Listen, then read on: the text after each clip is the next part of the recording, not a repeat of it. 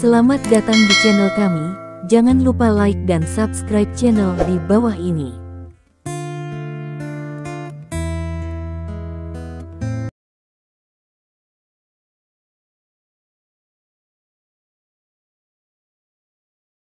Bab 2111. Bos, baru saja datang berita dari Lianfeng Express bahwa orang-orang dari departemen terkait melakukan pemeriksaan mendadak terhadap perusahaan dan mengambil beberapa eksekutif senior. Selain itu, banyak dokumen rahasia di perusahaan diambil. Telepon suara tergesa-gesa dari bawahannya. Mendengar laporan dari bawahannya, Stephen berkata dengan datar, "Biarkan orang-orang kita bekerja sama sepenuhnya dalam penyelidikan, dan jangan mengambil tindakan perlawanan apapun." Ya, Stephen menutup telepon. Setelah beberapa instruksi sederhana, tetapi telepon baru saja setelah ditutup, segera berdering lagi. Patriark, Akademi Ilmu Pengetahuan China telah meminjam seseorang dari Titan Bio. Mereka memiliki dokumen yang dikeluarkan oleh mereka dan ingin mengambil kepala ilmuwan dari Titan Bio kita, kata ujung telepon yang lain. Apakah kamu mengatakan berapa lama kamu akan meminjamnya? Stephen bertanya. Saya tidak mengatakan berapa lama pinjamannya. Pihak lain masih sopan, tetapi mereka juga mengatakan bahwa saya harus pergi bersama mereka, kata ujung telepon yang lain. Begitu, mari kita pinjam. Bagaimanapun, itu bukan untuk melakukan hal-hal buruk, kata Stephen. Ya, setelah menutup telepon beberapa saat, telepon berdering lagi. Kali ini, kecelakaan terjadi pada penambangan emas hitam. Orang-orang dari Departemen Energi pergi ke kantor pusat penambangan emas hitam di Imperial Capital untuk menyelidiki situasi produksi perusahaan dan kualifikasi produksi. Semua pekerjaan pengembangan mineral atas nama penambangan emas hitam dilakukan ditangguhkan. Setelah itu, cabang grup Lin yang berlokasi di kota Xiahai diselidiki oleh otoritas pajak kota Xiahai. Zhang Quan, penanggung jawab cabang tersebut, dibawa ke Biro Perpajakan kota Xiahai untuk penyelidikan. Satu persatu, tindakan terhadap kantor pusat dan cabang grup Lin adalah seperti ini. Kirim langsung dari atas ke pemerintah daerah, dan kemudian pemerintah daerah akan menyelidiki perusahaan-perusahaan di grup Lin ini. Investigasi ini berdampak tertentu pada grup Lin, dan perusahaan terdaftar yang dikendalikan oleh grup Lin mengalami penurunan besar segera setelah pasar dibuka. Namun, Stephen sama sekali tidak mengkhawatirkan hal-hal ini, dan dia bahkan merasa bahagia, karena semua tindakan di atas meja lebih baik daripada diam, dan yang paling menakutkan adalah Zhao Xijun tidak melakukan apa-apa, yang sering kali berarti tenang sebelum badai, begitu pecah, dapat menggoyahkan fondasinya. Stephen memberi beberapa perintah kepada orang-orang di bawah, dan setelah menstabilkan emosi mereka, hari sudah siang. Saat ini, seorang bawahan datang ke kantor Stephen. "Bos, menurut berita dari rumah sakit, Zhao Cucu belum bangun," kata bawahan itu. "Apakah kamu belum bangun?" Stephen mengerutkan kening. Meskipun dia berpikir bahwa luka Zhao Cucu tidak serius, jika Zhao Cucu tidak bangun selama sehari, dia tidak bisa melepaskan hatinya sepenuhnya, jadi dia bertanya bawahannya untuk mengawasi apa yang terjadi di rumah sakit sepanjang waktu, dan harus melaporkan berita Zhao Cucu setiap setengah hari. "Ya, tapi menurut pengamatan kami, cedera Zhao Cucu seharusnya tidak serius, karena tidak banyak dokter dan perawat yang masuk dan keluar dari bangsalnya dalam setengah hari terakhir, dan dia telah tinggal di bangsal tanpa menerima juga banyak cek rumit. Tangan dilaporkan. Begitu, turun, terus amati, dan beritahu saya segera setelah seseorang bangun," kata Stephen. Ya, setelah bawahannya pergi, Zhao Meng diam-diam mendorong pintu kantor Stephen. "Bos, apakah Zhao Cucu sudah bangun?" Zhao Meng bertanya di pintu. "Belum." Stephen menggelengkan kepalanya. "Belum. Lalu kapan aku akan bangun?" tanya Zhao Meng. "Jika saya tahu ini, saya akan mengubah karir saya menjadi meramal. Anda bekerja keras untuk saya, dan jangan meninggalkan pada hari pertama Anda kembali." Stephen memperingatkan. "Oh, begitu. Zhao Meng menjulurkan lidahnya yang manis, dan kemudian diam-diam menutup pintu kantor Stephen lagi. Sementara itu, tempat lain. Di clubhouse di ibu kota kekaisaran. Qian Bailey dan Zhao Yin duduk berhadap-hadapan. Apakah adikmu masih bangun? Qian Bailey bertanya. Ya. Zhao Yin mengangguk, wajahnya sedikit bermartabat. Benarkah adikmu jatuh karenamu? Tanya Qian Bailey. Ya, aku ingin menakutinya, tetapi aku tidak tahu bahwa dia begitu ceroboh dan jatuh sendiri. Kemudian dia bangun. Jika keluargaku tahu bahwa dia jatuh karena aku pasti akan tamat. Oh, cucu adalah jauh lebih disukai daripada aku, kata Zhao Yin dengan ekspresi khawatir. Bukankah kakakmu punya penjaga saat itu? Tanya Qian Bailey. Tidak, saya adalah kepala rumah pada waktu itu, dan saya memecat semua orang, karena saya ingin menanyai saudara perempuan saya, kata Zhao Yin. Bagaimana dengan pemantauan di tempat? Tanya Qian Bailey. Bab 2112. Tidak ada pemantauan di lobi rumah kami, lagi pula, terkadang kami mendiskusikan beberapa masalah rahasia, Zhao Yin menjelaskan.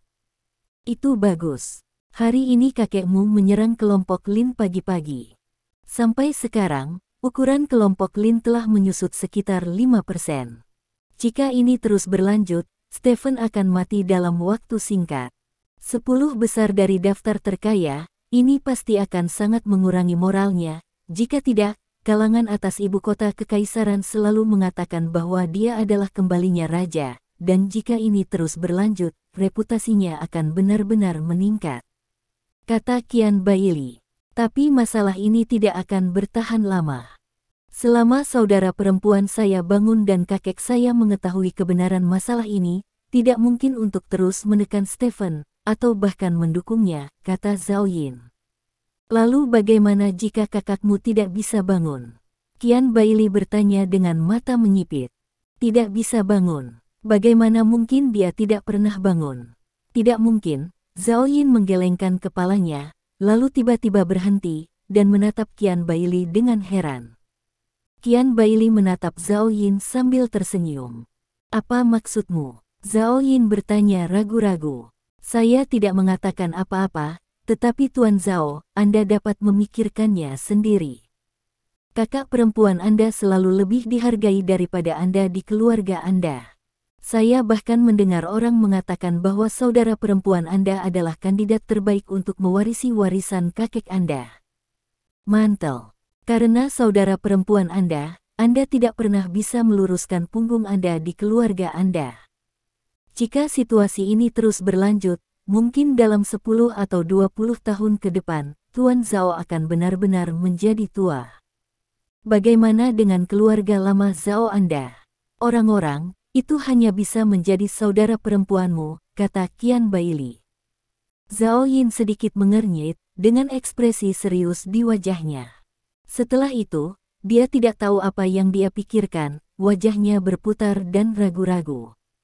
Setelah sekian lama, Zhao Yin menghela nafas panjang. Seperti jika dia telah membuat keputusan. Apakah ada cara yang baik? Zhao Yin bertanya.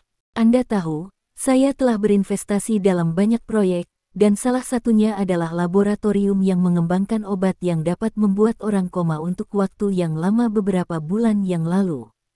Obat ini saat ini tidak dapat dideteksi secara ilmiah. Jika memang demikian disuntikkan ke tubuh manusia, orang itu akan pingsan dalam waktu singkat. Adikmu baru saja mengalami cedera otak. Jika dia pingsan dalam waktu lama, selama peralatan tidak dapat mendeteksi obat saya, tidak ada yang akan mengaitkan komanya dengan obat tersebut. Narkoba, kata Qian Bailey. Apakah kamu yakin tidak akan terdeteksi? Zhao Yin bertanya. Aku yakin. Qian Bailey mengangguk. Kalau begitu, baiklah. Aku mengerti. Berikan aku obatnya, kata Zhao Yin. Oke, kata Qian Bailey sambil tersenyum. Sehari berlalu dalam sekejap mata. Hari ini dapat dikatakan sebagai kekacauan yang belum pernah terjadi sebelumnya bagi grup Lin. Grup Lin menghadapi krisis terbesar setelah Stephen mengambil alih di bawah kemarahan Zhao Xijun. Properti grup Lin mengalami kerugian besar, dan beberapa anggota klan Lin bahkan dibawa pergi oleh polisi. Lin Wei adalah salah satunya. Sebagai orang kepercayaan Stephen, Lin Wei membantu Stephen melakukan banyak hal yang curang. Tentu saja, Lin Wei tidak akan meninggalkan alasan apapun saat melakukan hal ini. Tetapi jika polisi meminta Anda untuk bekerja sama dalam penyelidikan, maka Anda hanya dapat bekerja sama. Untungnya, mulut Lin Wei cukup tegas, dan dia tidak pernah mengakui bahwa setelah 24 jam penahanan, Lin Wei dibebaskan. Ada banyak situasi lain seperti ini. Anggota klan Lin dan bawahan Stephen semuanya dibawa pergi oleh polisi untuk diselidiki, tetapi Stephen telah berkomunikasi dengan bawahannya sebelumnya. Semua orang tahu bahwa inilah masalahnya. Zhao Xijun melampiaskan amarahnya, dia tidak benar-benar ingin menyentuh mereka, jadi mulut semua orang juga sangat ketat. Keesokan harinya, Stephen masih belum mendengar kabar baik, dan itu sudah akhir bulan, dan tinggal beberapa hari lagi sebelum pertemuan Illuminati di awal tahun. Bagi Stephen, pertemuan tahun baru Illuminati sangat penting, dan sebelum menghadiri pertemuan tahun baru ini, dia harus menyelesaikan semua urusan di ibu kota kekaisaran. Di kantor, Stephen sedang berpartisipasi dalam konferensi video. Ujung video lainnya adalah jangkauan konferensi video ini terutama untuk beberapa bisnis cabang Siahai.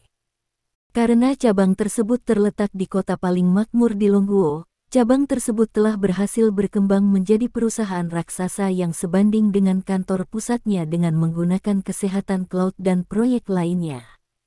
Sekarang hampir semua distrik bisnis di kota Siahai telah tertarik dengan Qian Baili, dan Qian Baili memenangkan agen jus yang memainkan peran besar dalam perluasan wilayah bisnisnya. Awalnya, kota Siahai bukan satu-satunya keluarganya. Hebat, tapi sekarang, Qian Baili adalah satu-satunya di kota Siahai, dan tata letaknya pada masalah jus telah menunjukkan hasil sekarang, dan saya dapat dengan jelas merasakan bahwa Qian Baili menggunakan bisnisnya di kota Siahai. Posisi kami di lingkaran komersial tidak termasuk kami, dan sekarang orang-orang di distrik komersial Siahai tidak lagi mengajak kami bermain. Jika bukan karena proyek kesehatan cloud, situasi kami di Siahai mungkin sangat sulit. Kata Zhang Quan di ujung lain video. Bagaimana proyek kesehatan cloud berjalan sekarang? Stephen bertanya. Saat ini, Cloud Health telah merambah ke luar negeri, dan sistem Cloud Health telah diluncurkan di lebih dari 20 negara di seluruh dunia, dan perjanjian kerja sama telah ditandatangani dengan lebih dari 40 negara. Pada akhir tahun, jumlah negara yang akan meluncurkan sistem kesehatan cloud dapat mencapai 50 lebih dari satu. Kami baru saja memutakhirkan sistem kesehatan cloud. Sistem kesehatan cloud telah mencapai versi 50. Sesuai dengan kebutuhan Anda, kesehatan cloud yang ditingkatkan dapat menentukan apakah pihak lain telah menggunakan jus sesuai keperubahan data yang relevan dari tubuh pengguna. Saat ini fungsi ini masih dalam tahap rahasia, dan pengguna tidak mengetahuinya, kata Zhang Quan. Berapa banyak orang yang terdeteksi menggunakan jus buah sejauh ini? Stephen bertanya. Menurut statistik, saat ini ada sekitar 1,5 miliar orang di lebih dari 30 negara di mana batas atas Cloud Health telah menggunakan jus buah, dan sekitar 800 juta orang telah menggunakan jus buah sejak lama. Kata Zhang Quan. 800 juta. Stephen memiliki ekspresi serius di wajahnya. Bab 2113. Mendengar laporan Zhang Quan, Stephen berpikir keras. Setelah Longguo memutuskan untuk membuka pasar jus buah, Stephen menyesuaikan tata letak strategisnya untuk jus buah, dan sistem kesehatan cloud, yang tidak ada hubungannya dengan masalah ini, tiba-tiba menjadi bagian yang sangat penting dari strategi Stephen. Menurut permintaan Stephen, sistem kesehatan cloud telah menambahkan lebih banyak item pemantauan. Melalui deteksi item-item ini, dapat ditentukan apakah kebugaran fisik pengguna telah ditingkatkan dalam waktu singkat. Dapatkan dorongan dan Anda dapat yakin pihak lain menggunakan jus. Melalui fungsi seperti itu, Stephen dapat dengan cepat menentukan jumlah orang yang menggunakan jus dan secara akurat menemukan orang-orang tersebut. Dengan kata lain, jika Stephen ingin tahu siapa yang telah menggunakan jus di masa mendatang, dia hanya perlu memeriksa di database Cloud Health dan hasilnya akan ada. Begitu benar-benar ada yang salah dengan jusnya, dia bisa memperlakukan orang yang menggunakan jus itu persis seperti obat yang ditargetkan.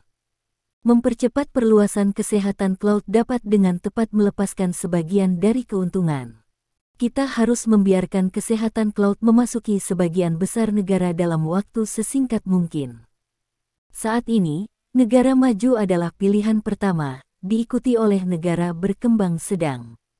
Negara miskin dapat mengambilnya sedikit waktu, karena tidak banyak orang di negara ini yang mampu membeli jus buah. Stephen memberikan instruksi setelah berpikir sejenak. Dimengerti, kata Zhang Quan. Oke, sudah hampir selesai, kamu belum makan, kan? Pergi dan makan, aku juga akan istirahat, kata Stephen.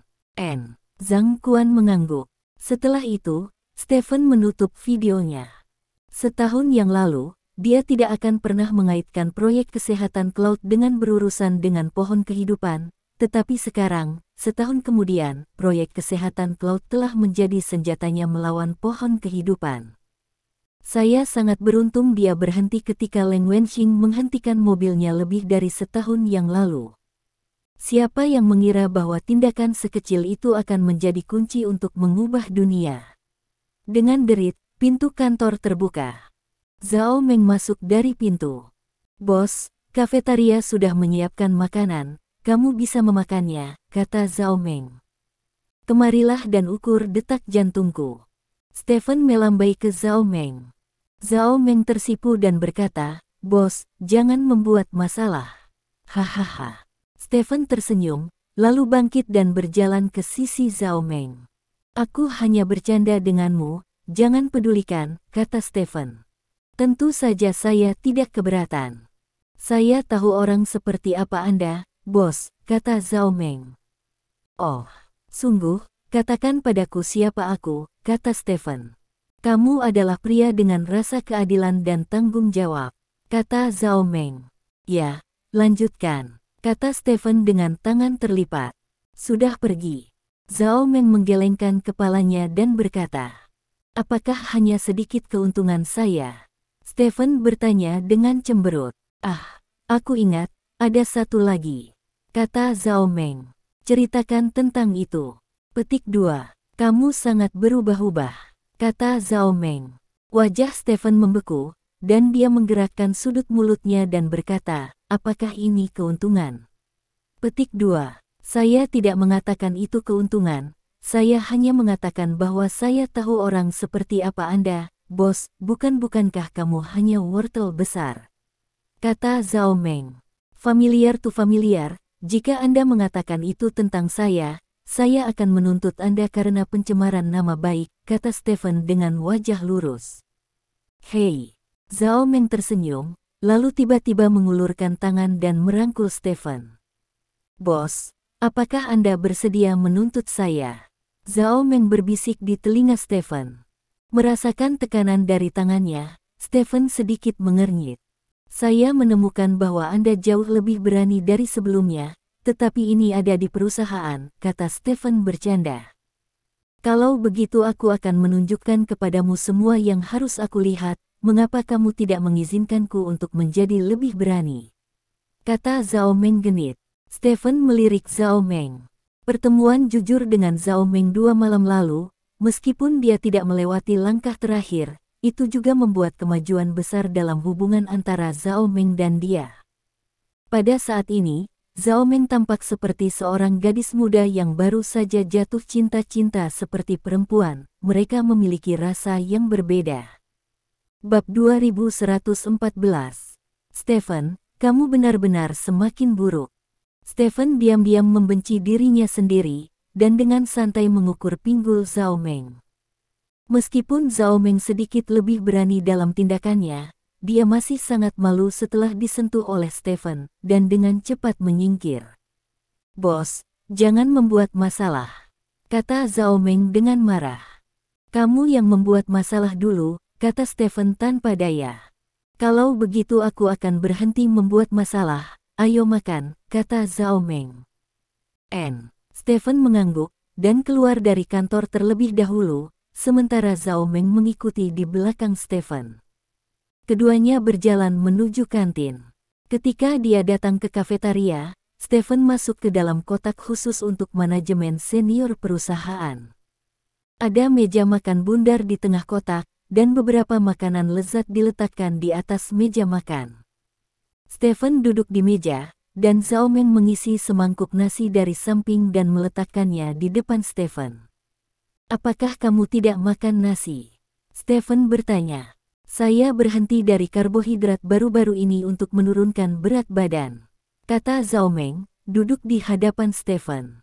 Menurunkan berat badan adalah karir seumur hidup wanita Anda, kata Stephen.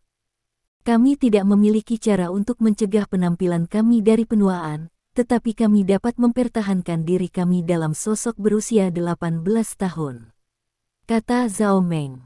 Stephen tersenyum dan berkonsentrasi menangani nasi di depannya. Pada saat ini, Zhao Meng tiba-tiba bertanya, "Bos, apakah Zhao Cucu sudah bangun?" "Belum." Stephen menggelengkan kepalanya. "Belum bangun. Sudah 2 hari. Bukankah kamu mengatakan bahwa dia tidak terluka parah?" Zhao Meng bertanya dengan curiga. Memang benar dia tidak terluka parah. Berita akurat datang dari orang-orang di bawah. Zhao Cucu baru saja mengalami koma jangka pendek karena gegar otak. Dia mungkin bangun hari ini, kata Stephen. Meski keamanan di rumah sakit sangat ketat, bawahannya mengetahui kenyataan Zhao Cucu dari para dokter dan perawat. Oh, Zhao Meng mengerang, dan kemudian bertanya, bagaimana jika dia tidak bangun? Bagaimana jika dia jatuh koma seperti ini? Menjadi tidak sadarkan diri. Stephen menggelengkan kepalanya. Saya masih merasa panik. Perusahaan kami dalam keadaan panik selama 2 hari terakhir. Saya mendengar bahwa pihak berwenang telah menjatuhkan sanksi komprehensif kepada kami. Jika dia tidak bangun, kapan sanksi akan berakhir? Kata Zhao Meng khawatir. Tidak mungkin untuk tidak bangun. Jika dia benar-benar tetap koma seperti ini, maka kita tidak hanya akan disambut dengan sanksi intensitas ini. Mungkin seluruh keluarga Lin akan diblokir, tetapi ini tidak mungkin, karena dia tidak bisa tetap koma selamanya, kata Stephen sambil tersenyum. Tidak apa-apa jika itu masalahnya, kalau tidak kita akan benar-benar sial, dan musuh kita harus bangun dari mimpi mereka, kata Zhao Meng. Mendengar kata-kata Zhao Meng, tangan Stephen yang sedang memegang sayuran berhenti sejenak. Kilatan cahaya melintas di benak Stephen. Itu benar, jika Zhao Cucu tetap terjaga, maka dia dan seluruh grup Lin akan sial. Jika itu masalahnya, itu pasti akan menjadi hal yang hebat bagi musuh-musuhnya. Jadi, dapatkah dipahami dengan cara ini, jika dia adalah musuhnya saat ini, maka dapatkah Anda memikirkan cara untuk membuat Zhao Meng tidak sadarkan diri? Dengan cara ini, pisau Zhao Sijun dapat digunakan dengan sempurna untuk membunuhnya. Keamanan rumah sakit sangat ketat, namun jika benar-benar dirancang dengan cermat, maka keamanan rumah sakit bukannya tanpa celah. Dan jika orang-orang dari keluarga Zhao termasuk di antara orang-orang yang terlibat dalam desain, yang disebut keamanan tidak akan berguna. Seseorang muncul di benak Stephen. Orang ini adalah Zhao Yin. Sebagai orang yang tidak memiliki rasa keberadaan yang kuat, masih banyak keluhan antara Zhao Yin dan dia, dari insiden syafaat paling awal, hingga rilis film, dan memukuli Zhao Yin secara langsung, tidak ada kehidupan. Keluhan dan kematian antara keduanya, tapi keluhan kecil ini juga membuat hubungan antara kedua orang itu tegang. Tidak mungkin. Zhao Yin adalah saudara laki-laki Zhao Cucu, jadi tidak mungkin untuk menyerang Zhao Cucu. Stephen menggelengkan kepalanya, dan memasukkan sepotong daging ke dalam mulutnya. Ini adalah sepotong tenderloin babi asam manis khas Stride City. Stephen suka makan babi asam manis, dan Lin Zixing juga suka memakannya. Saat makan ketika dia masih kecil, Lin Zixing selalu mengisi semangkuk besar daging babi asam manis terlebih dahulu, lalu menunggu sampai dia tidak mau makan lagi, dan giliran Stephen untuk memakan daging yang tersisa. Stephen selalu memikirkan Lin Zixing setiap kali dia makan babi asam manis, dan sekarang tidak terkecuali. Sosok Lin Zixing muncul di benak Stephen, dan kemudian wajah Lin Zixing mulai terdistorsi dan berubah sedikit, dan akhirnya berubah menjadi wajah Zhao Yin. Jadi bagaimana jika itu saudara perempuanku sendiri? Stephen menggelengkan kepalanya, meletakkan sumpitnya, lalu mengambil ponselnya dan menelepon. Atur beberapa orang untuk memantau pergerakan Zhao Yin 24 jam sehari, dan tambahkan beberapa staf lagi ke rumah sakit, kata Stephen. Ya. Setelah menutup telepon, Stephen tidak berniat makan, jadi dia bangkit dan keluar dari kamar pribadi. Bos, tunggu aku. Aku akan menghabiskan sup ini. Zhao Meng buru-buru menelan sup di mulutnya, lalu mengambil serbet untuk menyeka wajahnya, dan buru-buru mengikuti Stephen keluar dari kamar pribadi. Malam tiba. Ini adalah malam ketiga Zhao Cucu mengalami koma. Menurut apa yang dikatakan dokter, gelombang otak Zhao Cucu telah berfluktuasi secara signifikan, yang membuktikan bahwa Zhao Cucu sangat dekat dengan bangun, mungkin malam ini, dan paling lambat tidak akan melebihi 24 jam. Keluarga Zhao mengatur penjaga di sekitar rumah sakit dan di luar bangsal Zhao Cucu. Tentu saja, banyak orang berpikir bahwa penjaga ini tidak berguna. Siapa yang berani bersikap tidak baik kepada Zhao Cucu di tempat seperti ibu kota kekaisaran akhir-akhir ini? Bukankah itu mengejar kematian? Sekitar pukul 9 malam, Zhao Yin membawa salah satu anak buahnya keluar bangsal Zhao Cucu. Aku akan masuk dan bertemu adikku, kata Zhao Yin kepada penjaga di pintu. Ya, Tuan. Penjaga itu mengangguk dan membuka pintu. Kamu tunggu di luar. Zhao Yin memerintahkan bawahannya, lalu berjalan ke bangsal Zhao Cucu. Bab 2115. Zhao Yin berjalan ke samping tempat tidur Zhao Cucu. Zhao Cucu berbaring di tempat tidur dengan mata tertutup. Ada beberapa orang berdiri di samping tempat tidur, orang-orang ini juga penjaga, mereka bertanggung jawab atas perlindungan pribadi Zhao Cucu. Kamu keluar. Aku akan tinggal berdua dengan kakakku untuk sementara waktu, kata Zhao Yin. Beberapa penjaga saling memandang dengan cemas. Meskipun mereka diperintahkan untuk melindungi Zhao Cucu secara pribadi, mereka tidak memiliki cara untuk menolak permintaan Zhao Yin sekarang. Tuan, cepatlah. Salah satu dari mereka berkata. Zhao Yin mengangguk. Setelah itu, beberapa penjaga berbalik dan berjalan keluar dari bangsal. Hanya Zhao Yin yang tersisa di bangsal. Zhao Yin menarik kursi dan duduk di samping tempat tidur Zhao Cucu. Saat ini, ponsel Zhao Yin bergetar. Zhao Yin mengangkat telepon dan melihat, sebuah pesan ditampilkan di telepon. Pengawasan sudah terkendali. Petik 2. Zhao Yin melirik probe pengawasan di sudut, dan kemudian menatap Zhao Cucu di depannya. Kakak, aku di sini untuk menemuimu, kata Zhao Yin. Zhao Cucu berbaring di tempat tidur tidak bergerak sama sekali. Coba pikirkan, kita berdua telah menjadi kakak beradik selama lebih dari 30 tahun. Nyatanya, aku selalu ingin memberitahumu sesuatu. Apel mata orang tuamu. Bosku, karena hubunganku tidak sebaik hubunganmu, jadi aku akan selalu dikritik oleh orang tuaku, mengatakan bahwa sebagai kakak, aku tidak sebaik adik perempuan. Awalnya cukup tidak yakin, tetapi kemudian saya secara bertahap menemukan bahwa dia memang jauh lebih pintar dari kakak laki-laki saya, jadi saya perlahan menerima semua ini. Petik 2. Kamu mungkin tidak tahu, saudaraku, aku selalu ingin memiliki kesempatan untuk membuktikan diri, untuk membuktikan bahwa aku tidak buruk, tetapi kesempatan seperti itu tidak pernah muncul. Cahayamu begitu kuat sehingga semua orang hanya melihatmu, bukan terserah kepada saya. Jadi saya telah bekerja keras untuk memperkuat diri saya selama ini, dan bekerja sama dengan Qian Baili adalah langkah yang sangat penting bagi saya. dan juga bekerja sama dengan Chen Hongyu.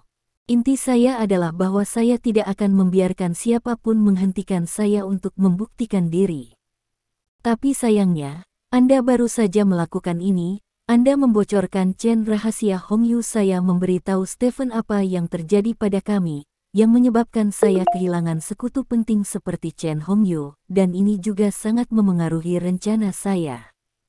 Awalnya saya ingin menggunakan Qian Bailey dan Chen Hongyu untuk mencapai kebijaksanaan saya, tetapi di akhir sekarang Chen Hongyu sudah mati, dan Stephen kembali berkuasa. Saya memiliki satu sekutu yang berkurang dan satu musuh lagi, dan situasi baik yang saya alami telah hilang. Sangat marah. Karena marah, jadi saya melakukannya. Saya tidak menyangka kamu jatuh, dan kamu jatuh pingsan. Aku benar-benar takut kamu akan mati seperti ini. Untungnya kamu baik-baik saja, hanya gegar otak. Jujur saja, aku lega setelah mendengar laporan dokter, karena kamu akan segera bangun. Namun, aku segera menyadari masalah lain. Begitu kamu bangun, aku tidak bisa menyembunyikan fakta bahwa aku membuatmu jatuh. Tahu bahwa ini bukan masalahnya, saya akan menjadi satu-satunya yang tidak beruntung, dan Stephen akan mendapatkan kompensasi untuk itu. Petik 2. Ini yang tidak ingin saya lihat. Anda tahu permusuhan antara saya dan Stephen. Dia tidak memberi saya muka, dan bahkan memukuli saya di depan umum, yang membuat saya kehilangan muka. Lagi pula, saya ingin menggunakan pohon kehidupan untuk melakukan sesuatu. Akibatnya, dia dan pohon kehidupan adalah musuh bebuyutan, jadi bagiku, Stephen harus dilenyapkan. Bersedia membantu saya singkirkan Stephen, jadi setelah memikirkannya, hanya ada satu cara. Cara ini untuk membiarkanmu tidur selamanya. Petik 2.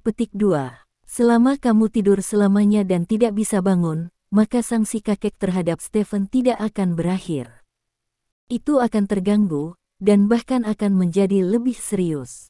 Petik 2.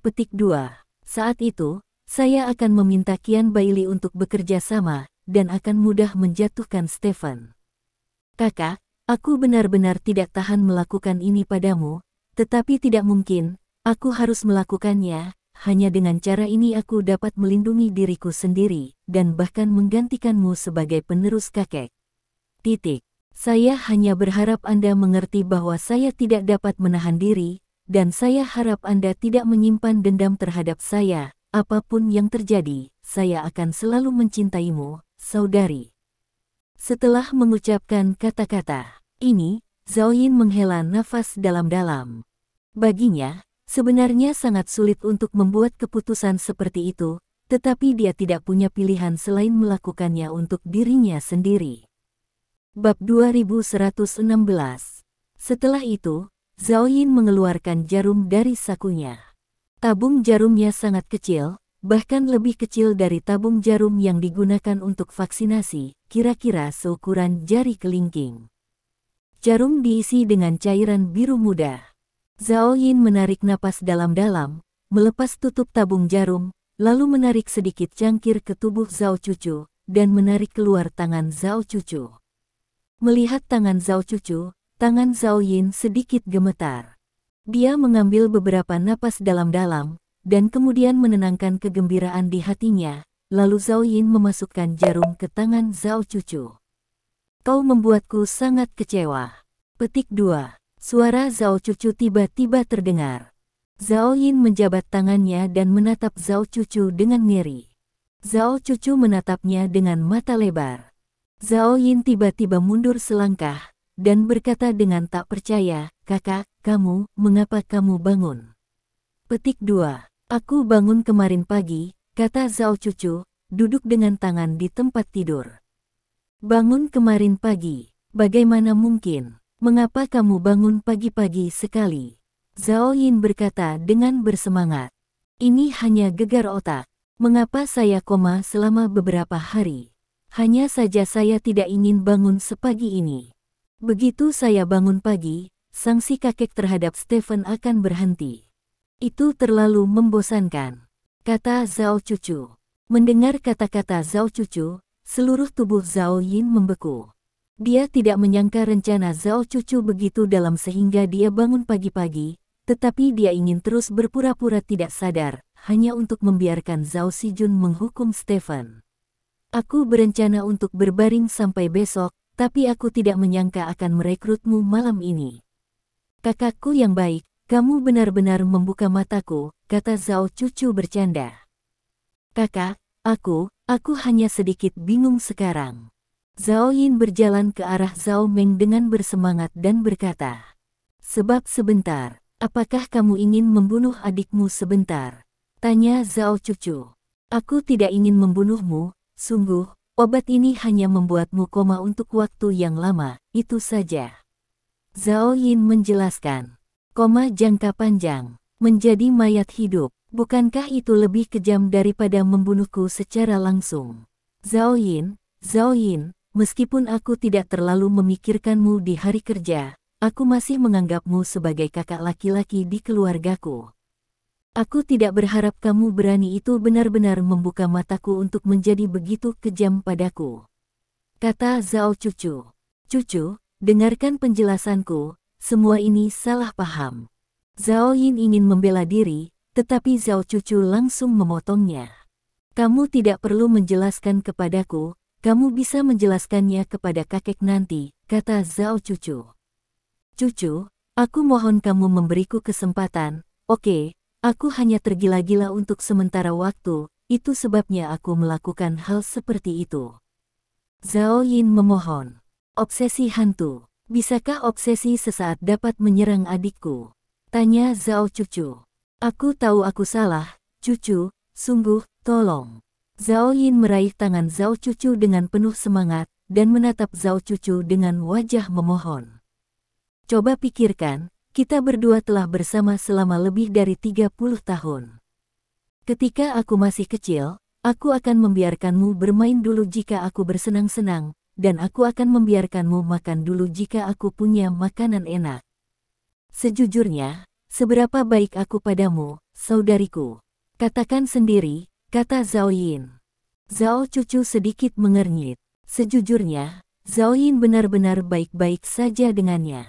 Meskipun dia selalu memandang rendah kakak laki-laki ini, Zhao Yin masih bagus dalam apa yang dia lakukan. "Jika kamu memberitahu kakek, maka aku akan hancur, Cucu, aku mohon kamu memberiku kesempatan, hanya satu kesempatan," kata Zhao Yin. Hati Zhao Cucu sedikit terguncang. Dia bukan orang yang keras hati, tetapi memikirkan hal-hal kecil yang dia miliki dengan Zhao Yin di masa lalu, kelembutan di hatinya masih tersentuh. Tepat ketika Zhao Cucu hendak berbicara, tiba-tiba, tangan Zhao Yin yang memegang tangannya naik ke tenggorokan Zhao Cucu, dan meraih leher Zhao Cucu. Kekuatan yang kuat meremas tenggorokan Zhao Cucu hingga berubah bentuk. Zhao Cucu tiba-tiba kehilangan kemampuan berbicara. "Kakak, kamu pintar, tapi hatimu tidak cukup kejam. Jika aku jadi kamu, aku tidak akan mendengarkan begitu banyak omong kosong dariku. Biarkan saja penjaga di luar masuk dan tangkap aku. Orang yang membuat masalah besar, yang paling penting adalah kejam, kamu tidak sebaik aku di bidang ini," kata Zhao Yin dengan ekspresi ganas. Mata Zhao Cucu melebar. Dia meraih tangan Zhao Yin dan mencoba mematahkannya, tetapi sia-sia. "Aku lupa memberitahumu, aku mulai minum jus buah lebih dari sebulan yang lalu. Meskipun sekarang aku bukan orang yang sangat kuat, aku hampir tidak bisa melawan Wu Qing selama beberapa ronde. Mudah berurusan denganmu, kamu tidak. Tidak perlu berjuang lagi, semua ini sia-sia. Saat aku memberimu suntikan ini, hidupmu akan berakhir di sini." Zhao Yin mengambil jarum sambil berbicara. Zhao Cucu berjuang mati-matian, tetapi tidak berhasil. Zhao Yin tertawa muram, dan menusukkan jarum ke arah kaki Zhao Cucu.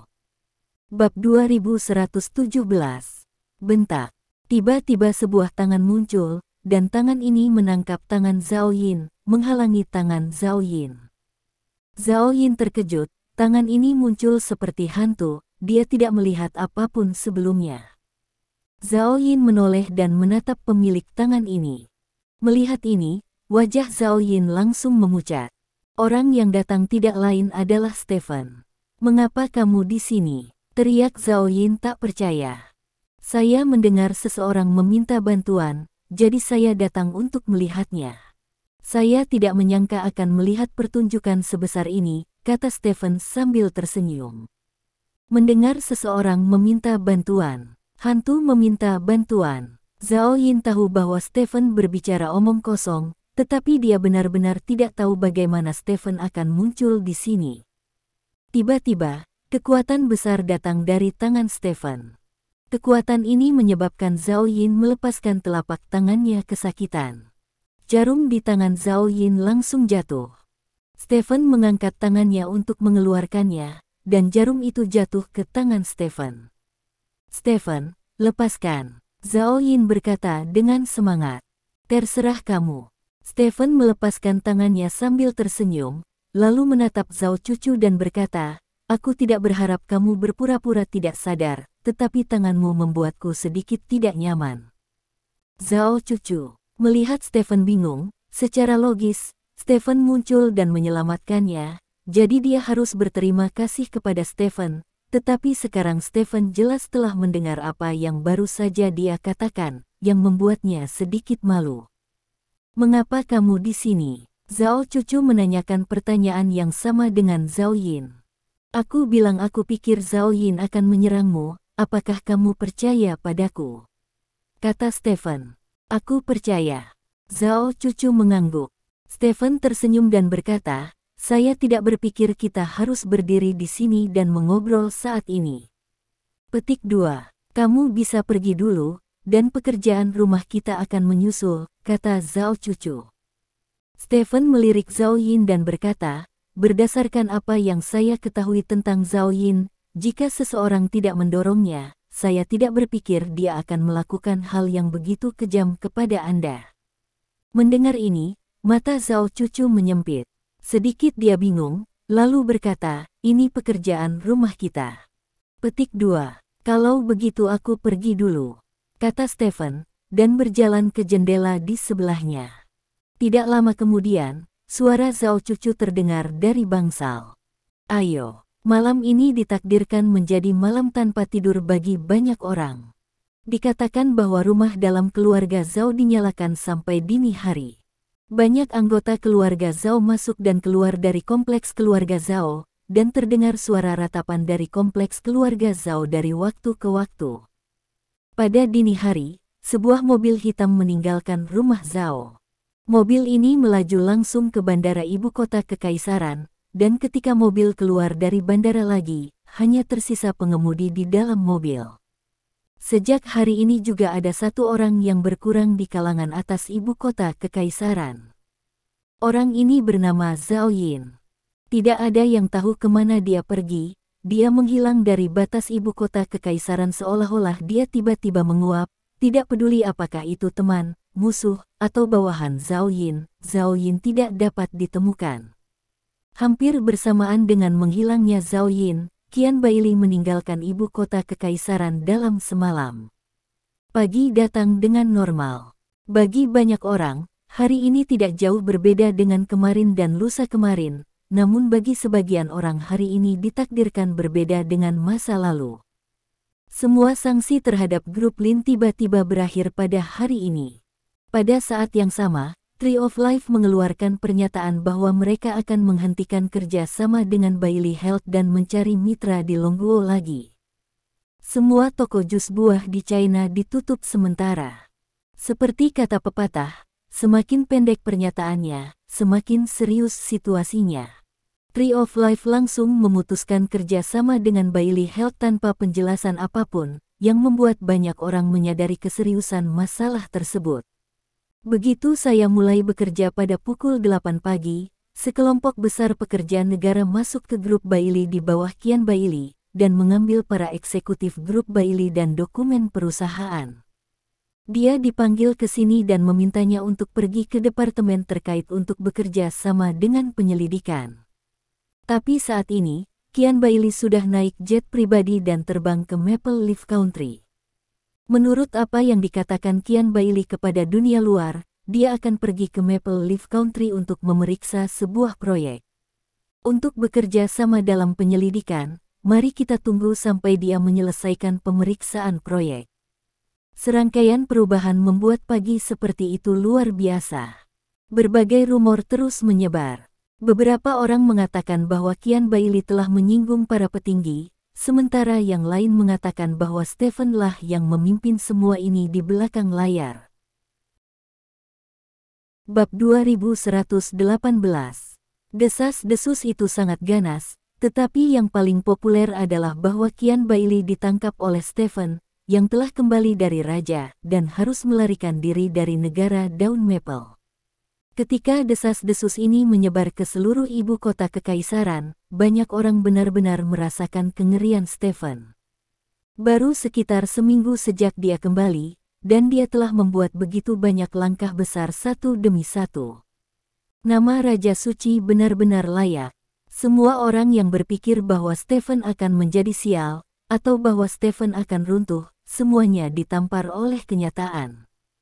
Sekitar pukul 10 pagi, pengumuman resmi mengumumkan bahwa Kian Bailey dicurigai melakukan operasi bisnis ilegal, monopoli, pencucian uang, dan kejahatan lainnya, dan secara resmi terdaftar sebagai tersangka kriminal oleh pihak berwenang. Dunia, dan level yang paling dicari adalah level SES. Pengumuman ini seperti petir yang meledak di atas Lungguo. Siapa yang mengira bahwa Kian Bailey, yang merupakan orang terkaya di kerajaan naga kemarin, akan menjadi penjahat yang dicari setelah satu malam, dan dia juga penjahat yang paling dicari di tingkat SES.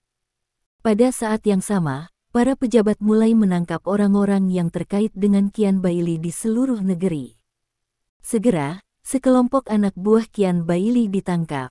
Di antara mereka adalah pemimpin angkatan laut yang disewa oleh Kian Bailey untuk mencoreng Stephen secara online. Beberapa fakta kriminal tentang Kian Bailey terungkap dalam waktu yang sangat singkat. Baru pada saat itulah orang-orang menyadari bahwa tidak heran jika ada begitu banyak rumor yang menghebohkan tentang Stephen di internet sebelumnya. Ternyata bawahan Kian Bailey memanipulasi semua ini. Orang-orang Kian Bailey yang terus berpacu di internet yang membuat Stephen menjadi musuh publik dalam waktu yang sangat singkat. Setelah mengetahui kebenarannya, banyak orang yang sangat marah dan menegur Kian Bailey satu demi satu. Pada saat yang sama, mereka juga menyampaikan permintaan maaf mereka kepada Stephen. Tentu saja, bagi Stephen, permintaan maaf seperti itu tidak ada artinya, karena dia telah sudah terlihat melalui internet. Segala macam hal. Saat ini, Stephen sedang duduk di depan komputer. Di layar komputer adalah layar video Zhangquan. Kota Xiahai sudah dalam kekacauan. Pihak berwenang telah menerima perintah dari atas untuk melakukan pembersihan besar-besaran terhadap grup Bailey. Banyak orang terkait dengan Kian Bailey telah masuk, dan radiasi grup Bailey terlalu luas. Banyak perusahaan besar di kota Xiahai memiliki urusan bisnis dengan grup Bailey, dan mereka semua terlibat sampai batas tertentu, tetapi grup Lin kami tidak ada hubungannya dengan itu, berkat isolasi Kian Bailey terhadap kami sebelumnya, haha.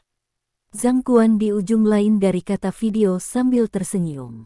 Gelombang pembersihan ini harus berlangsung lama.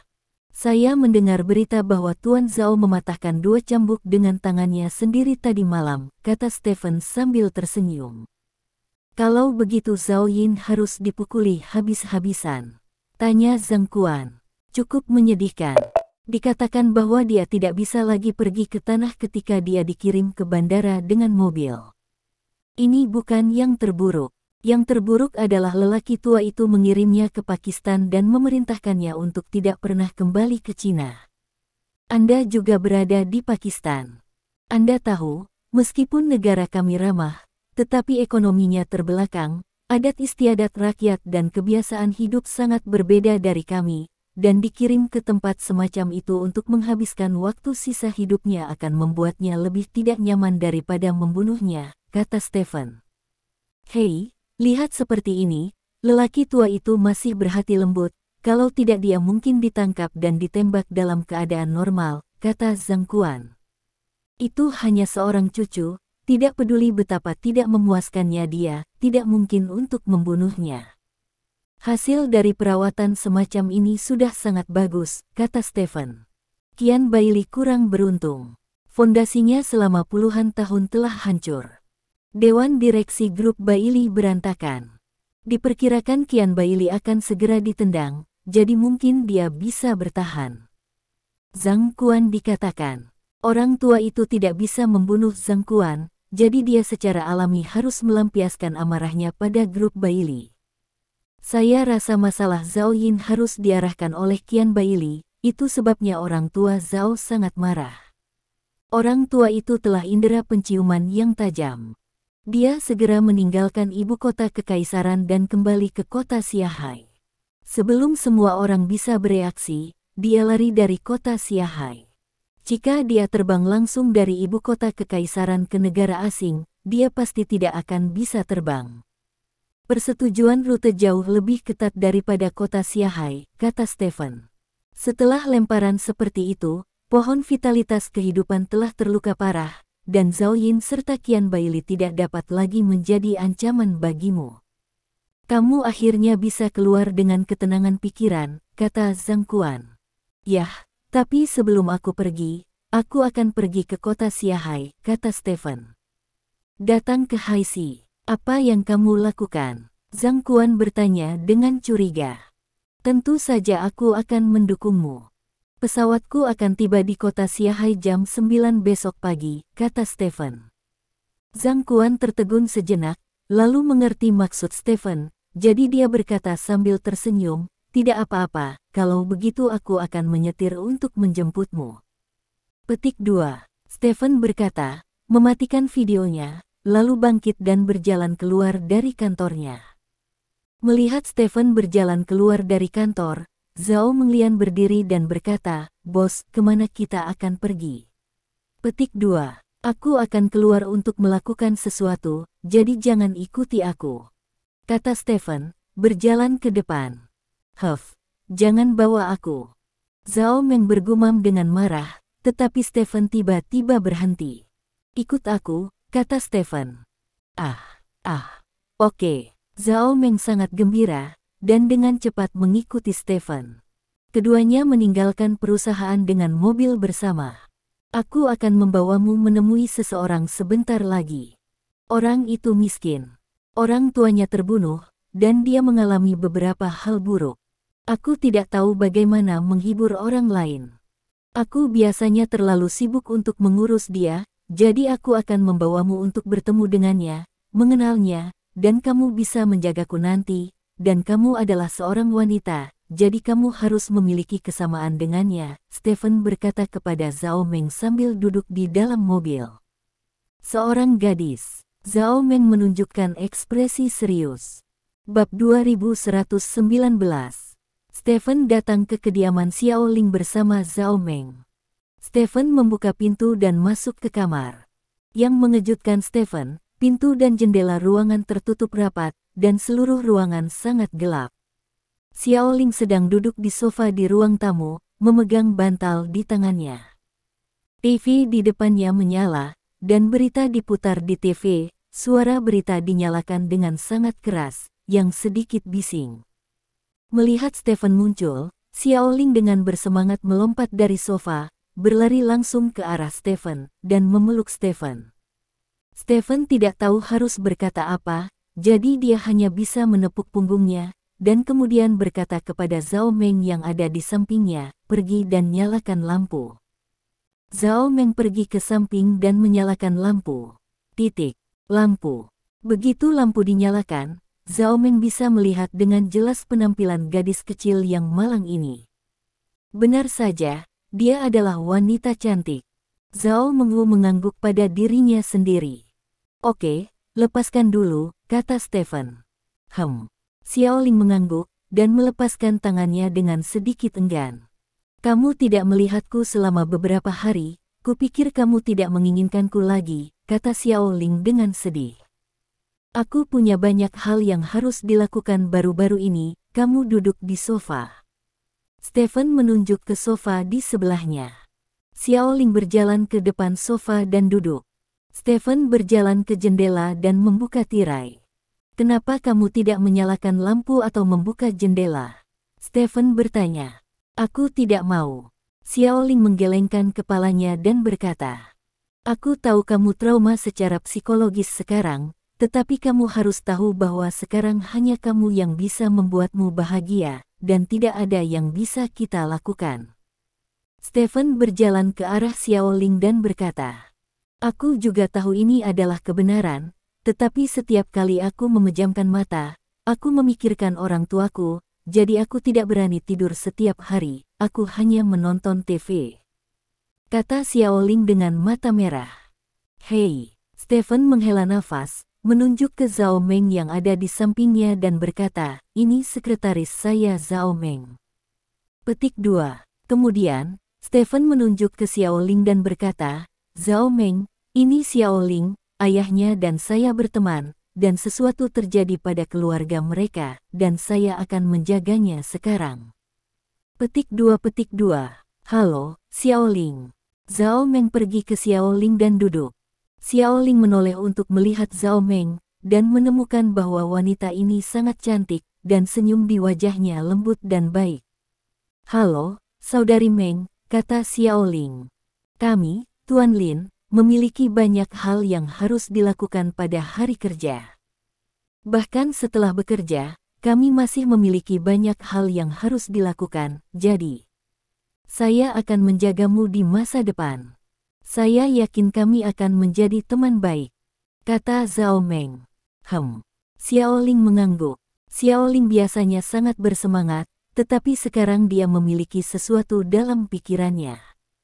Jika kamu tidak melakukan apa-apa, datang dan temani dia dan bawa dia keluar untuk berjalan-jalan, kata Stephen. Bos, jangan khawatir, sama sekali tidak ada masalah dalam mempercayakan masalah ini kepadaku, kata Zhao Meng sambil menepuk dadanya. Stephen mengangguk, lalu menarik kursi dan duduk, mengobrol dengan Xiaoling. Kondisi Xiaoling jauh lebih baik dari sebelumnya, tetapi masih ada perbedaan yang jelas dari saat dia berbicara tentang tuberkulosis dengannya. Stephen tidak berharap Xiaoling pulih dalam waktu singkat, dan itu akan baik-baik saja. Jika dia bisa pulih dalam 1 tahun atau lebih tentu saja tidak apa-apa. Jika dia tidak bisa pulih dalam 1 tahun atau lebih, Stephen sudah siap untuk menjaga Xiaoling selama sisa hidupnya. Setelah mengobrol sebentar dengan Xiaoling, Stephen harus pergi karena ada makan malam penting malam ini. Xiao Meng, jangan ikut denganku untuk makan malam-malam ini, kamu bersama Xiaoling, kamu bisa memasak sesuatu yang enak untuknya, atau kalian berdua bisa pergi makan bersama, beli saja apapun yang kamu mau, aku bukannya ada kartu di tempat Anda, cukup gesek kartu itu, kata Stephen. Tolong, jangan pergi terlalu cepat, idola. Xiaoling menatap Stephen dengan memohon. Xiaoling, bos memiliki banyak hal yang harus dilakukan akhir-akhir ini. Dia akan mendatangimu lagi setelah masalah selesai, dan aku akan selalu bersamamu. Kita bisa melakukan banyak hal bersama, dan bos tidak harus melakukannya. Berada di sini, kata Zhao Meng. Tidak apa-apa. Xiaoling ragu-ragu sejenak, dan akhirnya mengangguk. Stephen menarik Zhao Meng ke samping dan memberikan beberapa instruksi sebelum meninggalkan kediaman Xiaoling. Setelah Stephen pergi, Zhao Meng pergi ke sisi Xiaoling dan duduk di sebelah Xiaoling, lalu meraih tangan Xiaoling. Xiaoling, aku lebih tua darimu, mulai sekarang aku akan memanggilmu Kakak Ling, dan kamu memanggilku Kakak Meng, bagaimana dengan itu? Zhao Meng bertanya. Baiklah, Sister Meng. Xiaoling mengangguk. Saya percaya bahwa kita berdua akan menjadi teman yang sangat baik, kata Zhao Meng. Aku juga berharap begitu, kata Xiaoling. Zhao Meng tersenyum, dan tatapan sombong muncul di matanya. Di sisi lain, Stephen pergi ke rumah Zhao Xijun. Tepatnya di pos jaga terluar. Stephen duduk di dalam mobil, menurunkan jendela, dan meletakkan satu tangan di jendela. Saat itu jam 6 sore, dan tidak ada orang di sekitar kecuali orang di pos jaga. Bab 2120. Saat ini, sesosok wanita muncul di pos jaga. Wanita itu keluar dari sisi lain pos jaga, lalu berjalan lurus ke arah Stephen.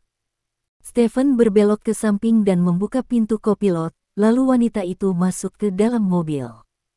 Kupikir kamu tidak akan datang menjemputku, kata Zhao Cucu sambil menurunkan cermin rias kopilot dan meluruskan rambutnya di depan cermin.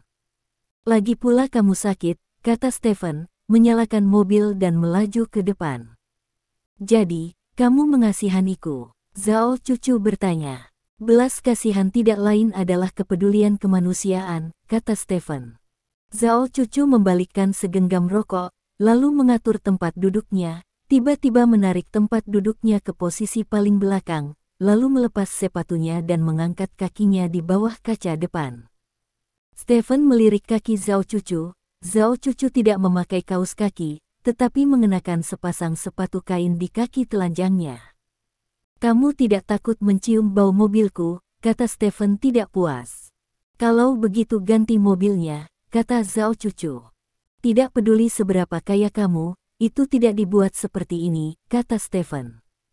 Zhao Cucu tersenyum, dan mengeluarkan sekotak Zonghua putih dari tasnya. Jika ada trauma kulit, merokok akan menyebabkan penyempitan pembuluh darah, yang tidak kondusif untuk pemulihan luka, kata Stephen. Lukaku sudah sembuh, kata Zhao Cucu, mengeluarkan sebatang rokok dan menyalakannya sendiri, lalu memiringkan sandaran kursi, dan duduk di kopilot dengan posisi setengah berbaring. Semburan asap keruh meluap dari mulut Zhao Cucu, menutupi wajah Zhao Cucu, membuat orang tidak mungkin melihat wajah Zhao Cucu dengan jelas.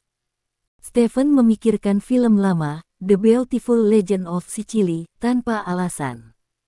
Ada keheningan singkat di dalam mobil. Zhao Cucu tidak berbicara, begitu pula Stephen. Dan ini tidak masuk akal. Setelah sekian lama, Stephen menghentikan mobilnya.